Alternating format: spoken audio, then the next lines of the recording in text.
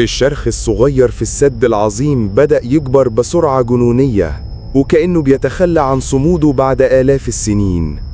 الصوت الرهيب لدندنة الحديد اتحول لصرخة مدوية هزت الأرض كلها، وصوت الملايين من الوحوش اللي بتتحرك في طريقها.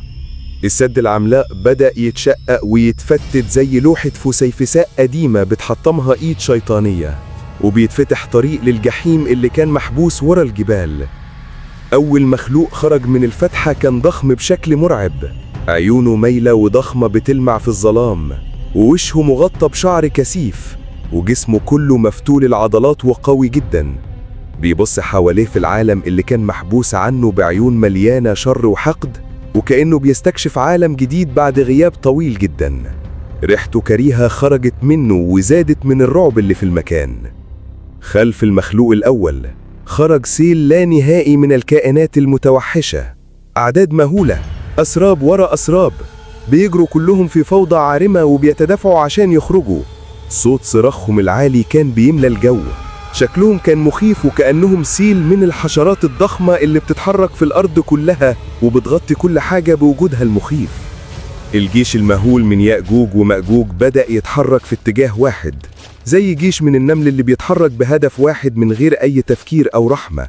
سابوا وراهم وادي فارغ تماما وبدأوا يتجهوا نحو الأماكن المأهولة. صوت خطواتهم كان بيتسمع من بعيد زي صوت الرعد اللي بيقرب ببطء وبتهديد مخيف وبيبشر بنهاية العالم. أول حاجة بيعملوها هي إنهم بيوصلوا للأنهار والبحيرات، بيشربوا منها بشراهة غريبة لدرجة إنهم بينشفوا النهر بالكامل في لحظات قليلة. المكان اللي كان فيه مياه بيتحول لصحراء جرداء مليانة طين متشقق وريحته كريهة جدا. البشر بيشوفوا المنظر وهم في ذهول، مش مصدقين إن اللي قدامهم ده حقيقي. بيواجهوا ناس لكن مفيش أي خوف في عيونهم، بيقتلوا كل اللي بيقابلوهم في طريقهم ببرود تام، وبيتحركوا من غير أي رحمة. بيوصلوا للمدن وبيبتدوا في عملية تدمير منظمة لكل المباني والممتلكات، وكأن هدفهم الوحيد هو محو أي أثر لوجود البشرية، وكأنهم عمرهم ما كانوا موجودين أصلاً.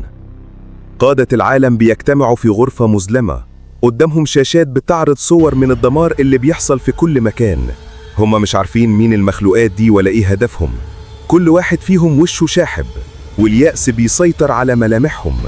مش عارفين إيه الأسلحة اللي ممكن توقفهم، ومش عارفين إيه هي القوة اللي بيواجهوها. الجيوش بتتحرك بكل قوتها، الدبابات والمدافع والطائرات بتبدأ في الهجوم، لكن الأسلحة دي مش بتأثر في يأجوج ومأجوج. السهوم والأسلحة النارية بتنزل عليهم زي المطر، لكن الدروع بتاعتهم قوية لدرجة إن الطلقات بتنزل على الأرض من غير ما تعمل أي حاجة. المعركة كانت خسرانة قبل ما تبدأ. الملايين بيموتوا في كل مكان على وجه الأرض، المدن بتتحول لرماد، والبشر اللي قدروا يهربوا بيهربوا لقمم الجبال العالية. لكن يأجوج ومأجوج بيوصلوا للجبال وبيبدأوا يتسلقوها.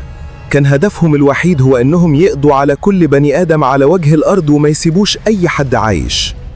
يأجوج ومأجوج بيوصلوا لقمم الجبال وبيلاقوا البشر بيهربوا. واحد من المخلوقات دي بيبص الأعلى في السماء بكل غرور وبيصيح بصوت عالي: انتصرنا على أهل الأرض، تعالوا بقى ننتصر على أهل السماء. وبيقوموا يرموا سهامهم على السماء في تحدي مباشر لقدرة الله. لكن السهام بترجع تاني عليها نقطة من دم خفيف وبتقع على الأرض. يأجوج ومأجوج بيفرحوا وبيقولوا إنهم انتصروا على أهل السماء. بيبصوا حواليهم وبيلاقوا الدنيا كلها بقت ملكهم، مفيش أي حد قادر يقف قصادهم ومفيش أي حاجة ممكن تهزمهم. فجأة بيحصل شيء غريب ومخيف. دود بيخرج من جسم المخلوقات دي.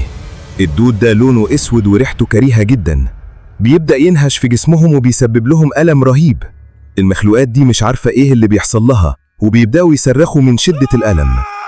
الديدان دي بتنتشر بسرعة لا يمكن تخيلها وبتاكل في أجسامهم لغاية ما بتموتهم كلهم في وقت قصير جدا. جثث يأجوج ومأجوج بتبقى في كل مكان، الأرض كلها بتتملي من الجثث دي وبيطلع منها ريحة لا تطاق. العالم كله بيتحول لمقبرة عملاقة مليانة بجثث الوحوش. لكن البشر اللي كانوا مستخبيين في الجبال بيشموا ريحة كريهة، بيخرجوا بحذر وبيلاقوا الأرض كلها مليانة جثث يأجوج ومأجوج. بيسجدوا شكرا لربهم اللي نجاهم من الهلاك في اللحظة الأخيرة في معجزة إلهية ما كانش حد يتوقعها. البشر بيجمعوا الجثث كلها وبيطلبوا من ربنا إنه يخلصهم من الريحة دي، فربنا بيبعت طيور ضخمة بتيجي وبتاخد الجثث وبتطير بيها. الأرض بتنضف في ثواني، لكنها بتفضل خالية من الزرع والخير وكأنها لسه خارجة من حرب مدمرة. البشر بيرجعوا للأرض تاني، لكنها كانت مختلفة تماما، مفيش زرع ولا مية ومفيش أي أثر للحضارة، لكنهم بيبتدوا يزرعوا من جديد وبيبنوا من جديد بدرس جديد عن التواضع. الحياة بتبدأ من الصفر بدرس جديد عن الإيمان والصبر. القصة دي بتعلمنا إن مهما كان الشر قوي، إرادة ربنا هي اللي بتنتصر في الآخر، وإن في أي لحظة ممكن كل حاجة تتغير. النجاة بتيجي من الإيمان والصبر مش من القوة البشرية، ومهما كان الشر قوي في النهاية الخير هو اللي بينتصر. بعد ما شفتوا نهاية العالم بالرعب ده، هل تفتكروا إن دي آخر القصص المرعبة اللي حكيناها؟ الإجابة لأ، التاريخ مخبي حكايات أعظم وأكتر رعباً. لو عايز تعرف قصة قوم عاد وثمود وإزاي كانت حجمهم يوصل لحجم الجبال، ناس قوتها تخلي الدبابات مجرد ألعاب، ناس عمالقة سابوا وراهم أسرار ضخمة، لو عايز تعرف إيه اللي حصل معاهم وليه اختفوا من الوجود، خليك دايما متابع قناة دارك تيلز. اضغط لايك بسرعة واشترك في القناة وفعل زر الجرس عشان توصلك كل حكاية أول بأول. كل اللي حصل ده من قناة